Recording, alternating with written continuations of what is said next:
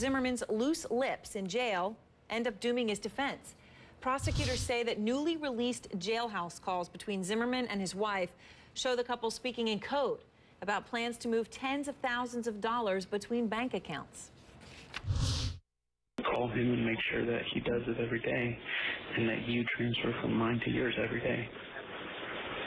Transfer from mine to yours every day and set an alarm in my phone to remind me within 24 hours. Okay. The state says those calls prove Zimmerman lied about previous claims that he was too broke to post bond. Zimmerman faces second-degree murder charges in the shooting death of teenager Trayvon Martin. Out front tonight, criminal defense attorney Janet Johnson and our legal analyst Mark Measham. Great to have both of you with us. Janet, let me just ask you, I know you know Angela Corey, the prosecutor here, and I know that she has a real record in not just these phone conversations that George Zimmerman may have had, but other conversations he could be having in passing in jail with other inmates and bringing that into the courtroom. Do you think she's going to be able to get all this into court? Well, yeah, and I think that even on the tape, we heard Mr. Zimmerman talking about conversations he's having with other inmates. We know he's pretty chatty. Even though he was warned not to make any statements on this recording, he's talking quite a bit. And that office, who I've practiced against for 18 years, have a knack for getting jailhouse snitches. If he made any statements to anyone else in that jail, they're going to want to jump on this case. And right now he's sitting in jail, probably talking to inmates who are going to flip and testify against him. I would bet on that. Wow. All right. So, Mark, is it possible in the audio that we just heard, where George Zimmerman is talking, obviously, what appears to be in pretty bad code, frankly, assuming that he's talking about what we think he is, which is transferring money regularly into another account, would he know that that was illegal, tampering? Well, I agree with you. I think my 4- and 6-year-old daughters speak in more sophisticated code than that.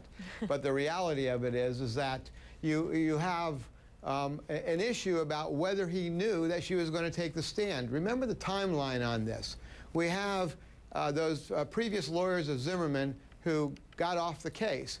O'Mara got on the case, apparently only met Zimmerman that morning or the night before, and then they were in court. So it wasn't even certain that she was going to be called as a witness. So to suggest that she was a witness at the time before there was a hearing, or that she was even designated as a witness, it's going to be a hard road for the prosecution to prove that he was doing any witness tampering. I do think that she's got a whole... Go ahead. No, Mark, I don't agree with that, because I think witness tampering, all he has to do is engage in misleading conduct that is going to get somebody to potentially testify to something that is not true or to withhold information. I think she can, I certainly think Angela will try to prove that. I think that that's probable cause.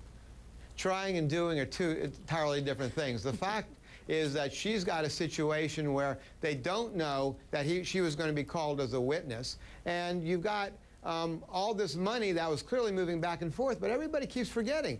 Zimmerman has a Fifth Amendment right. He did not have a legal obligation to say anything. He was not the one that misled the court.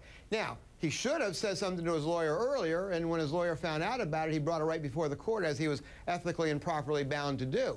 But Zimmerman had no requirement under the Fifth Amendment to say anything when somebody else was saying something during that hearing.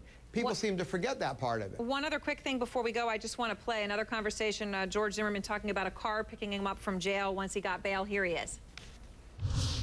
Get the one that we're going to drive in, and then get the SUV. I don't know if they black out SUVs out, like the car company. It doesn't matter. Oh, okay. Because you could always, like, lay down or something. Yeah, exactly. Well, I have my hoodie. True.